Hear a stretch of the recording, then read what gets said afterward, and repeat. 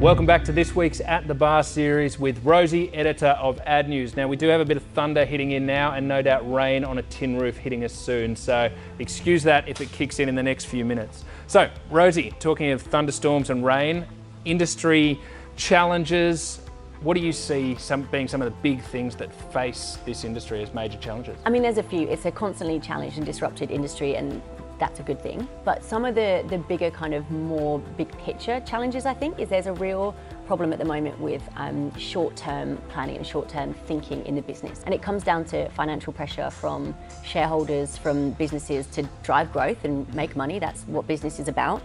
But it impacts the way that people long-term plan. So there's a lot of short-termism, which in terms of marketing and branding means that instead of getting long-term brand building, where a brand is built up gradually to have much, more loyal following, which drives more growth, delivers more revenue at the end, we tend to have a lot more short-term tactical activity and ads that deliver revenue and returns on a much shorter basis because it's much more short-term. You can show the CFO, show the this ROI. is what I delivered in ROI.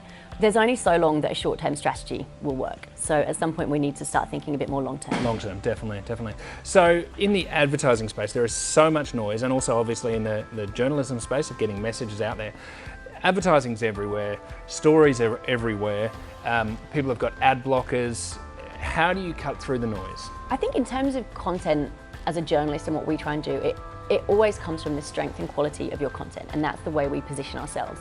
We make sure that our reputation stands for more than just being the same old content you could get everywhere else. So if someone's coming to AdNews to read something, it's because they believe we're a credible source and we've built that reputation up over a long time, and that gives a lot of credibility to our content. In terms of like immediate cut through, headlines and grabby intros, that's what journalism is built on. If you can get someone in with the headline and they trust your brand, they'll read your content, and that's how we get our kind of content out there. No. In terms of advertising and getting cut through, ad blockers is a big problem for advertisers because people are just switching off from what they do and don't want to look at, and they have the control. And I think that it comes back to what we were talking about, short-term, long-term. There's been so much kind of not very good short-term activity that's turned people away from ads and the ads that they see.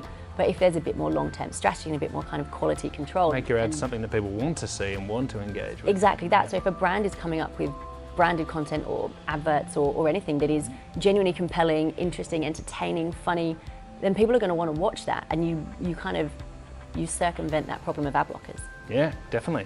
So no pressure at all, but obviously in all of your experience, you've spoken to lots of industry experts, you've done research across a lot of fields in this space. What's the next big trend?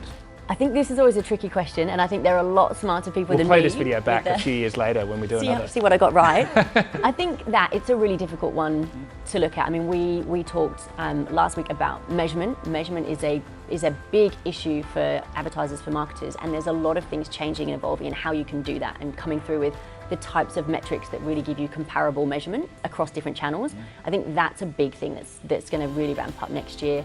In terms of sort of new shiny things, there's a lot of talk and conversation about virtual reality. I'm not sure that there's the kind of demand there, but there's a lot of brands doing really interesting, clever things dabbling with it. I think often it falls a little bit too much into the gimmicky category at the moment. Yeah, I agree. The VR space is something that is very relevant in a couple of sections, gaming and one other that we won't mention.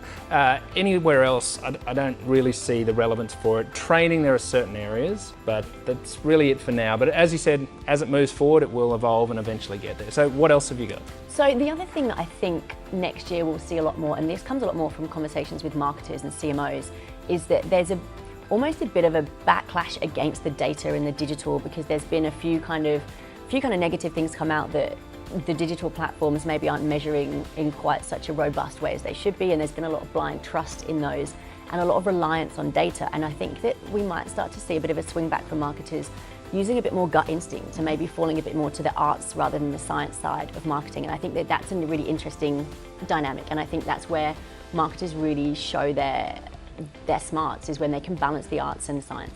Thank you so much for joining us for part 4. Thank you for having me. Thank you. Cheers.